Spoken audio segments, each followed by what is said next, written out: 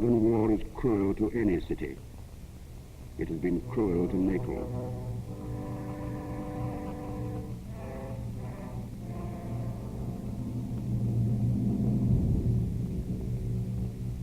Long before the battle for the city itself, right from the days of Alamein and Marath, Allied bombers hammered military objectives in Naples with devastating effect. They bombed the harbor until the quays were a shambles and the roadstead was choked with sunken ships. They bombed the railway stations, the goods yards and the trains.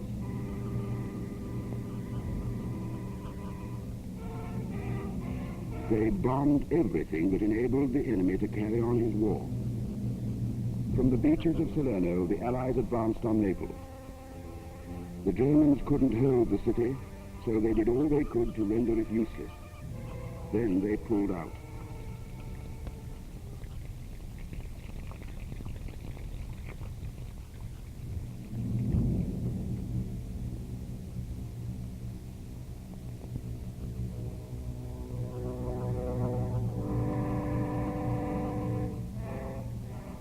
When the Nazis had gone, the people of Naples saw what Mussolini's war had done.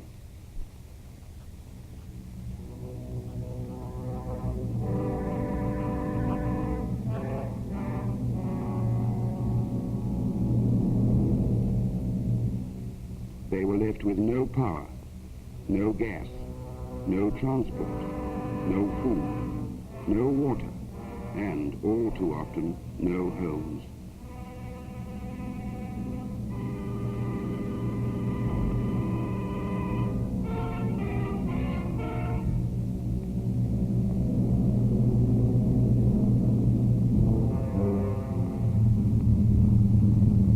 October the 1st, 1943, the armies of liberation entered Naples.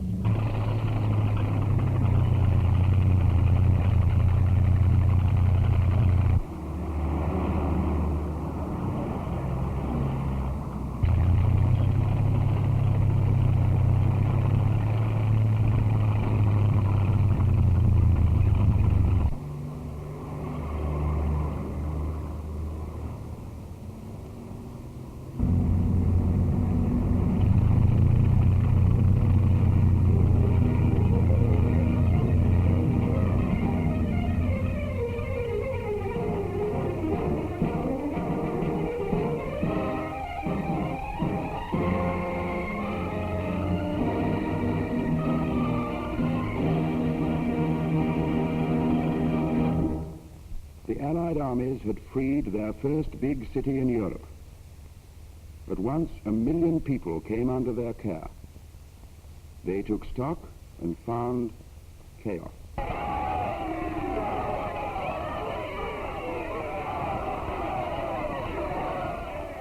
The people were desperate. In the isolated city, there was perhaps one loaf to feed 100 of them.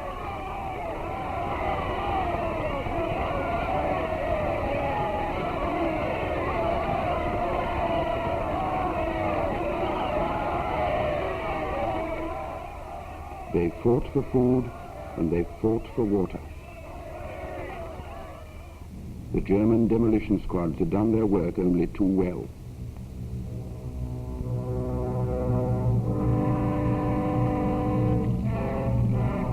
But in their desperation, the people found water. Water from the sewers.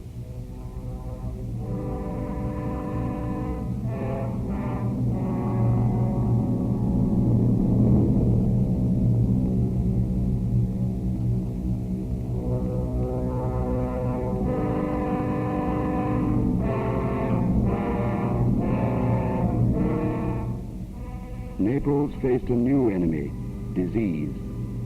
Typhoid and typhus began to show themselves. 1 million people were threatened with famine, and they were threatened, too, with uncontrollable plague.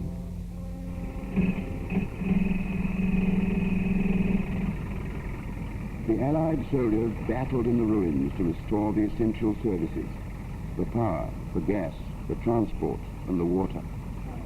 And at the same time, they did what they could to help the people. They brought in food and gave away their own rations. They pumped up salt water from the bay and made it fit to drink.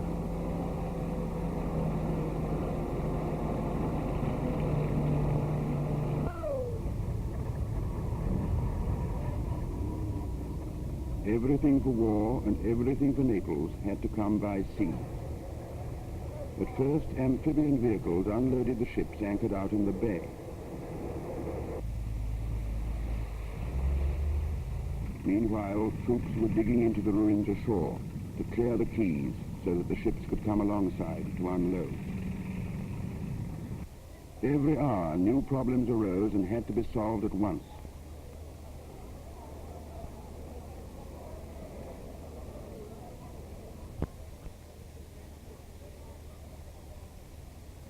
And the Nazis had not yet finished with Naples.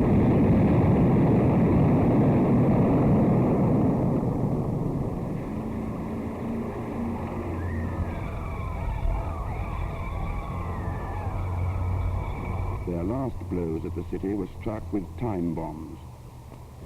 On October the 7th, when the post office blew up, 100 people were killed.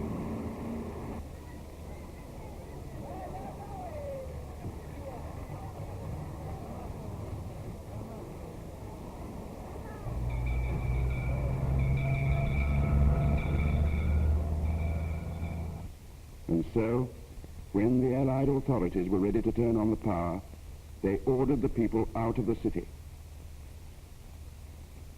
For this was the moment of greatest danger from Nazi time bombs and booby traps.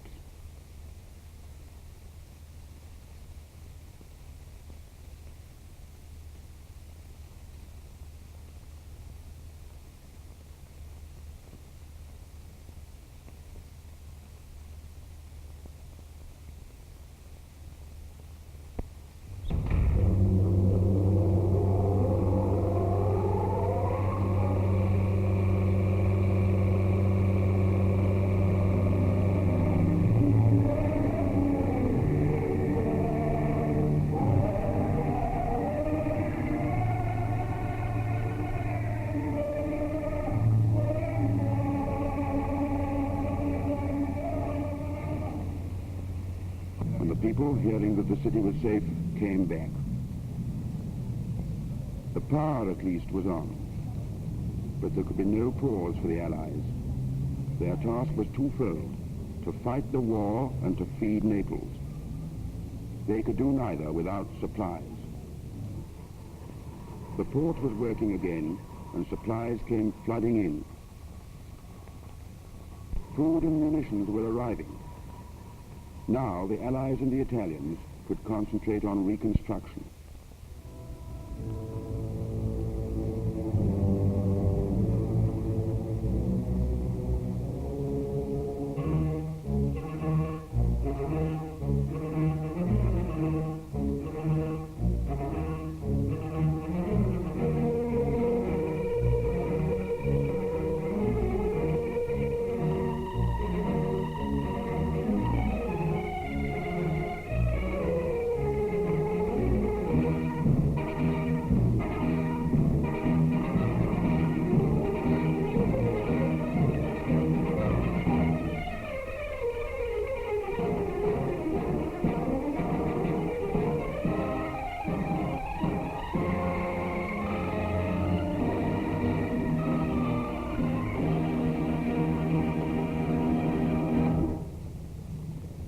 Naples was on her feet again. Shaky perhaps, but on her feet. Her people had the necessities of life, and they saw the reconstruction gaining ground. Their confidence was restored. In the squares and alleyways, the markets appeared once more. For the city was no longer isolated, and from the liberated countryside, the people could bring in their produce.